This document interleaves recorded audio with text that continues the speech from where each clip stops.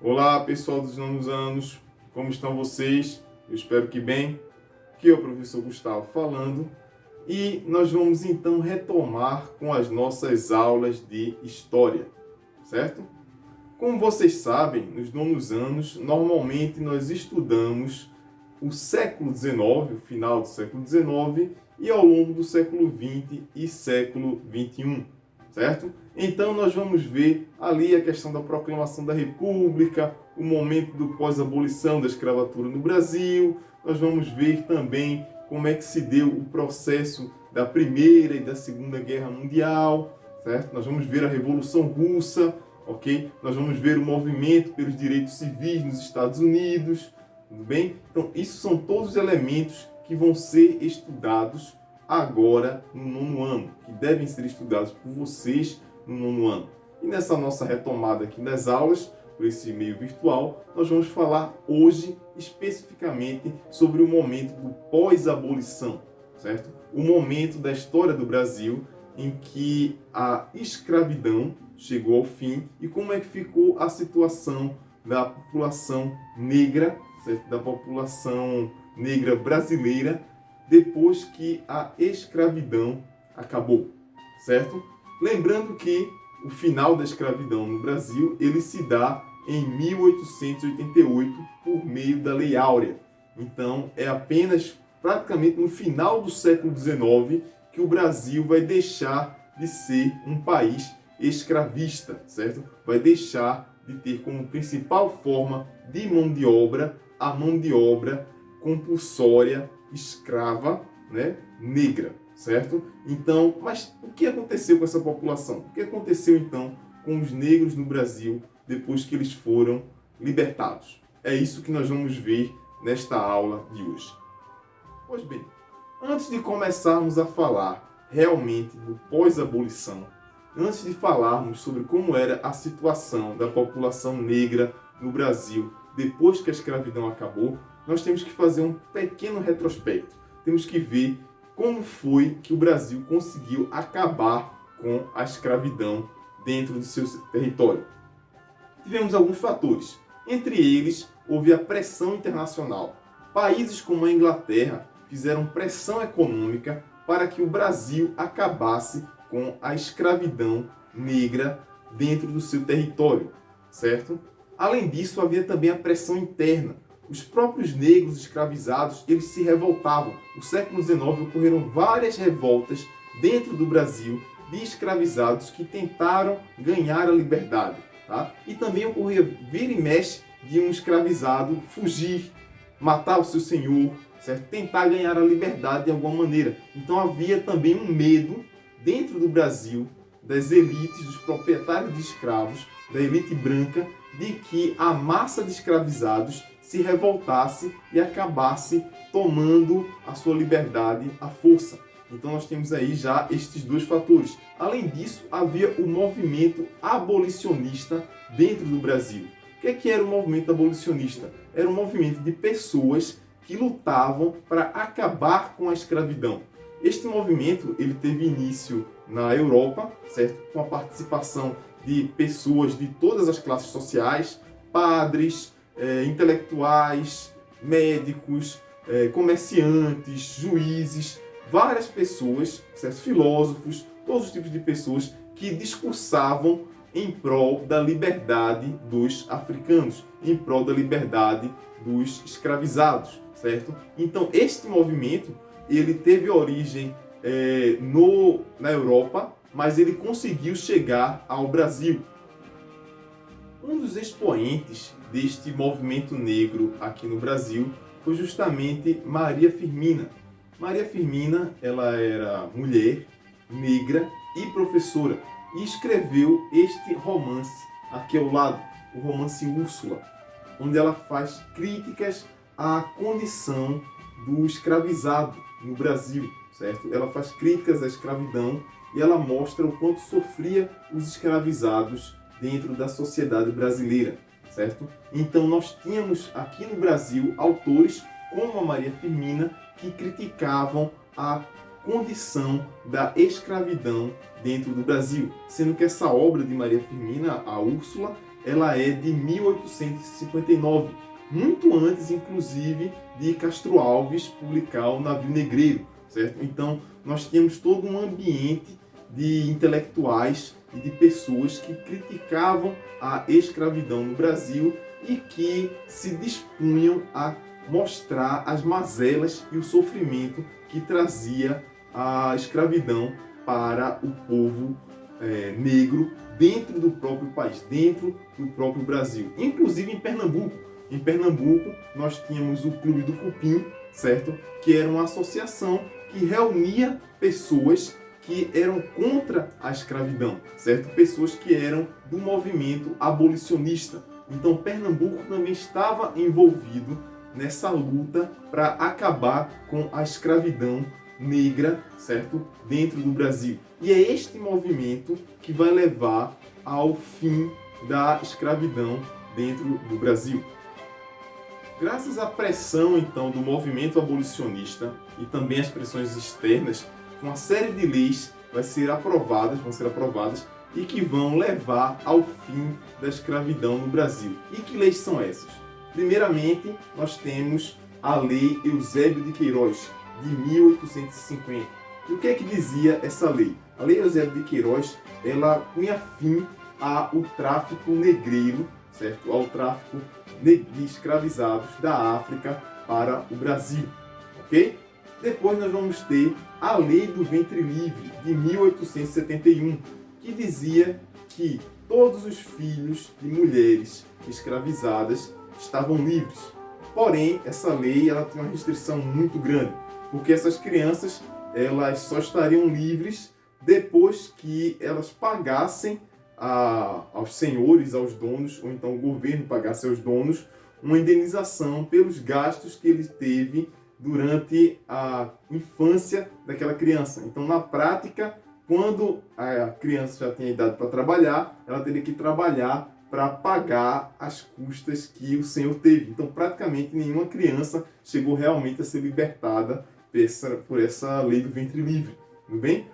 Depois nós tivemos a Lei dos Sexagenários, de 1885, que também foi uma lei que, na prática, não auxiliava muito os escravizados. Por quê?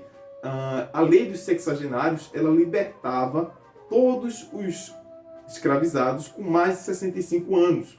Sendo que com mais de 65 anos, um escravo ele já não era mais produtivo e ele também não tinha condições de se sustentar sozinho, de trabalhar e de se sustentar sozinho. A maioria já estavam velhos, estavam doentes. Então, na prática, essa lei tirava das costas dos senhores de escravos o peso de cuidar dos seus escravizados. Por fim, nós temos a Lei Áurea, a lei de 1888, que pôs fim realmente à escravidão no Brasil, certo? Assinada pela Princesa Isabel. Mas uma coisa importante, a Princesa Isabel não assinou porque ela era boazinha ou coisa do tipo. Isso foi fruto da pressão internacional, pressão do movimento abolicionista interno e das lutas dos negros pelos seus direitos, pela luta dos negros brasileiros pela sua liberdade. Então é assim que a escravidão vai chegar ao fim no Brasil em 1888.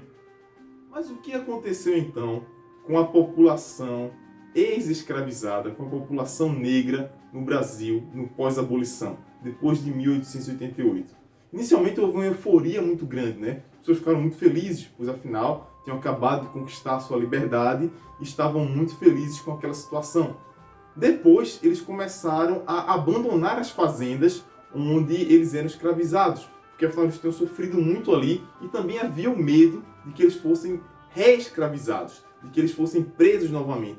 Então aquela população acaba deixando as fazendas onde trabalhavam e aqueles que trabalhavam nas cidades também acabam se afastando dos seus antigos senhores para procurar melhores condições de vida, para procurar trabalho em outras localidades. E aqueles que tinham parentes que tinham sido perdidos, parentes que tinham sido vendidos para outros estados, para outras partes do Brasil, também foram atrás dos seus familiares, certo? E o que aconteceu? Aconteceu uma mudança na questão da geografia do país. Aquela população que antes estava centralizada em alguns lugares, ela começa a migrar para as cidades, que é uma população negra, formada por ex-escravizados, eles começam a migrar para algumas cidades para procurarem melhores condições de vida, mas essas cidades não estavam preparadas para receber essa população.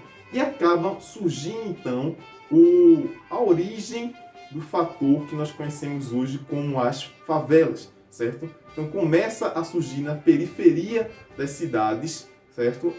Locais, habitações que não eram muito apropriadas para receber pessoas e que eram centro de proliferação de doenças, tudo bem? E locais insalubres, mas que essa população de ex-escravizados tinha que sobreviver ali, pois afinal de contas eles não queriam mais voltar para as fazendas onde tinham trabalhado tanto e onde tinham sofrido tanto, certo?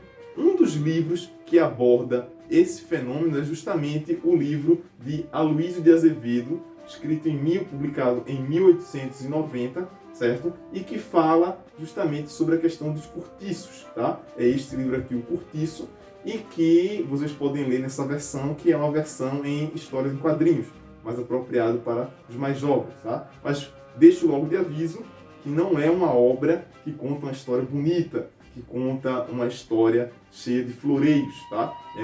É um romance naturalista, ok? Então ele conta uma história pesada, contra a realidade nua e crua de como sofriam aquelas pessoas dentro dos cortiços, que eram justamente instalações, residências onde moravam várias pessoas juntas, certo? Normalmente descendente desses libertos e que viviam na periferia das cidades. Então, para aqueles que tiverem interesse, fica aqui a dica de leitura. Além do problema da falta de moradia, também havia o problema da falta de estrutura de ensino. Não se pensou que aquelas pessoas que haviam deixado a escravidão, eles deveriam estudar para conseguir melhores postos de trabalho e assim ser uma mão de obra mais qualificada e melhorar a produção do país, tá? Simplesmente foi deixado ao Deus dará. Então essas pessoas sem condição de estudo, sem ter um estudo prévio e sem ter uma educação oferecida pelo governo, acabaram ficando décadas sem educação. E assim gerou uma massa de analfabetos, uma massa de pessoas sem educação formal e que se tornou posteriormente um problema que o país precisava sanar. Okay? Uma outra característica, certo, desse processo de abolição é que não houve uma distribuição de terras, certo? Não houve a venda de terras por parte do Estado para os ex-escravizados, tá? O Estado, isso é uma chamada de reforma agrária, tá? Diferente dos Estados Unidos, que no século XIX fez uma reforma agrária vendendo terras por um preço muito, muito baixo para as pessoas que tinham interesse em plantar, em trabalhar. No Brasil não houve isso.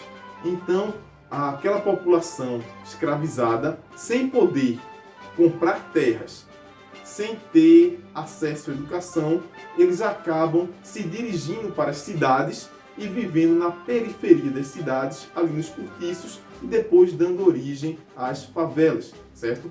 E sem essa educação formal, sem uma condição de trabalho, sem poder ser dono de uma propriedade agrícola e trabalhar nessa propriedade agrícola, eles acabaram recebendo uma série de estigmas, como o estigma de que o negro era preguiçoso, de que o negro ele era vagabundo, de que ele não queria trabalhar, de que ele era malandro, quando na verdade nós temos aí uma população que tinha acabado de sair da escravidão e que não queria de forma alguma voltar a ser escravo daquelas mesmas pessoas, certo?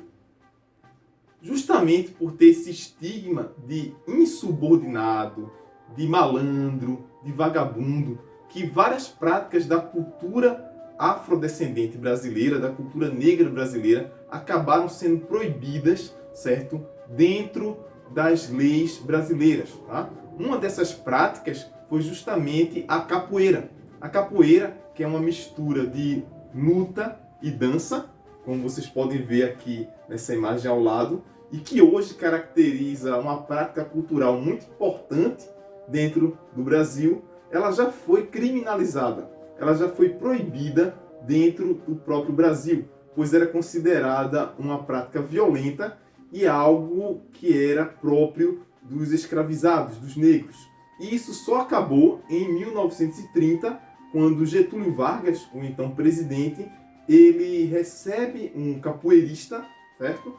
E por ver aquela apresentação e por ficar comovido com a beleza daquela arte, daquela luta, ele decide que a capoeira não deveria mais ser considerada, a prática da capoeira não deveria mais ser considerada um crime. Então só em 1930 é que a capoeira, essa luta e essa dança tão importante da cultura brasileira, deixou de ser considerado um crime dentro do Brasil para ser considerado uma arte e uma característica do povo brasileiro, ok? Mas será que vocês já aprenderam o suficiente sobre o pós-abolição? Será que vocês estão afiados dentro do assunto? Então vamos ver se vocês estão realmente afiados. Vamos para um pequeno exercício. Vamos ver se vocês acertam a esta pergunta. Qual foi a lei que acabou com a escravidão no Brasil? Letra A, Lei Eusébio de Queiroz. Letra B, Lei dos Sexagenários. Ou letra C, Lei Áurea? Vou dar 5 segundinhos aí para vocês responderem. 1, 2, 3, 4, 5. E aí, responderam? Quem colocou letra C, Lei Áurea, acertou. Parabéns! Então, muito obrigado, pessoal. Espero que continue estudando e nos vemos na próxima aula. Um abraço e fiquem com Deus.